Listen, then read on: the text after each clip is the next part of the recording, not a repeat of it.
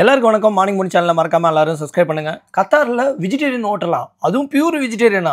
அதாங்க only coffee pure vegetarian hotel தான் நம்ம இப்போ பார்க்க போகிறோம்.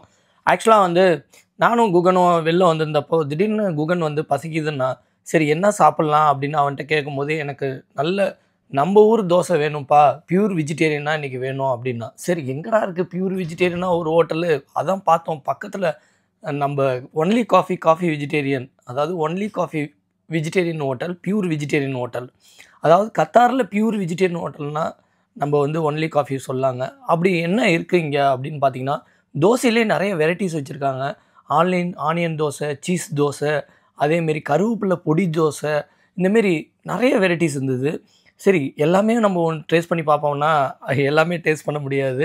சரி நம்ம பசிக்கு தகுந்தாப்புல சாப்பிடுவோம், சரி நமக்கு பிடிச்சதை சாப்பிடுவோம் அப்படின்னு சொல்லிட்டு நான் ஆர்டர் பண்ணது தான் கருவேப்பிலை தோசை, கருவேப்பிலை பொடி தோசை. நம்ம குகனுக்கு சீஸ் தோசை தான் ரொம்ப பிடிக்கும்னா, நாங்கள் 2 பேருமே தோசை பிரியர்கள். அதுவும் குகன் ரொம்ப தோசை பிரியன். அப்படி அந்த தோசை பிரியன் எப்படி சாப்பிட்றான் பாருங்க. அதுவும் ஒரு கையில் சாப்பிட்டா பரவாயில்ல, 2 கையில் சாப்பிட்டா அந்த டேஸ்ட்டுக்கே அவன் எப்படி இருக்கான் பாருங்க. ஆனால் உண்மையிலே குகனுக்கு ரொம்ப பிடிச்சிருந்தது. அந்த சீஸ் தோசை டேஸ்ட்டும் அவ்வளோ அருமையாக இருந்தது. சீஸ் அப்படியே பிரிக்க நம்ம பீஸாவை பிரிக்கிற மாரி இருந்தது. அவ்வளோ ஒரு இன்ட்ராக்ஷனான ஒரு தோசை. ஃபுட்டை எப்போதுமே ரசித்து சாப்பிட்ணும். ஃபுட்டை சாப்பிடும்போது பசங்க எப்படி ரசித்து சாப்பிட்றாங்கிறத நான் ரசித்து பார்த்தேன். குகனுக்கு ரொம்ப டேஸ்ட்டாகவும் இருந்தது. அதேமாரி சட்னியும் ரொம்ப பிடிச்சிருந்தது. எல்லாமே ஃபஸ்ட் கிளாஸாக இருந்தது. பியூர் வெஜிடேரியன் ஒரு வாட்டி நீங்கள் ட்ரை பண்ணி பாருங்கள். Only coffee pure vegetarian. அதாவது இது என்னோடய எக்ஸ்பீரியன்ஸ் ஃபார் ஃபுட் ரிவ்யூ. இதில் எனக்கு ரொம்ப பிடிச்ச தோசையில் இந்த கருவேப்பிலை தோசை இருந்தது. மற்ற வெரைட்டிஸ் ஆஃப் தோசையெல்லாம் நான் எதுவும் ட்ரை பண்ணி பார்க்கல.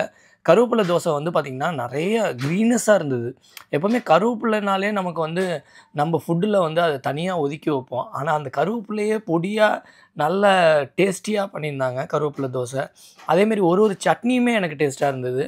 நான் ஃபுட்டை ஒரு ஃபுட்டையுமே நம்ம ரசித்து சாப்பிட்ணும். அந்த நேரத்தில் நம்ம எப்படி பண்ணியிருக்காங்க, தோசை மாவு நல்லா சாஃப்டாக இருக்கணும், கிறிஸ்பியாக இருக்கணும், அதுலேயும் பொடி எந்த அளவுக்கு மிக்ஸ் பண்ணியிருக்காங்க, இதெல்லாம் நான் மெயினாக பார்ப்பேன். ஏன்னா மாவு புளிச்சிருக்கிறதோட அந்த பதமாக வச்சுருக்கிற மாவு தான் அந்த சாப்பிட்றதுக்கு செம்ம டேஸ்ட்டாக இருக்கும். அதேமாரி நீங்களும் ஒரு வாட்டி போயிட்டு டேஸ்ட் பண்ணி பாருங்கள். மறக்காமல் நம்ம சேனலை சப்ஸ்கிரைப் பண்ணுங்கள். தேங்க்யூ ஃபார் வாட்சிங் அவர் வீடியோஸ். இதுமாரி ஃபுட் ரிவ்யூ நான் பண்ணுறது உங்களுக்கு பிடிச்சிருக்கா என்னன்னு கீழே கமெண்ட்ஸில் சொல்லுங்கள். நான் யூடியூப் சேனல் நடத்தி கிட்டத்தட்ட 3 வருஷம் ஆகுது. இது வரைக்கும் 2600 வீடியோஸ் போட்டிருக்கேன். இப்போ தான் நான் திடீர்னு ஓகே நம்ம ஏன் ஃபுட் ரிவ்யூ பண்ணக்கூடாது, நம்மளும் ஃபுட் ரிவ்யூ பண்ணுவோம். நிறைய ஹோட்டலில் நம்மளோட ஃபுட் எக்ஸ்பீரியன்ஸ், அதாவது நம்ம எக்ஸ்ப்ளோர் பண்ணுற ஃபுட்டு மற்றவங்களுக்கும் அந்த வீடியோ பயனுள்ளதாக இருக்கும். அதே டயத்தில் எந்த அளவுக்கு ஒரு குவாலிட்டியான ஃபுட்டு எல்லா இடத்துலையும் இருக்குங்கிறத நம்ம வீடியோ மூலமாக உங்களுக்கு தெரியும். தேங்க்யூ ஃபார் வாட்சிங் அவர் வீடியோஸ்.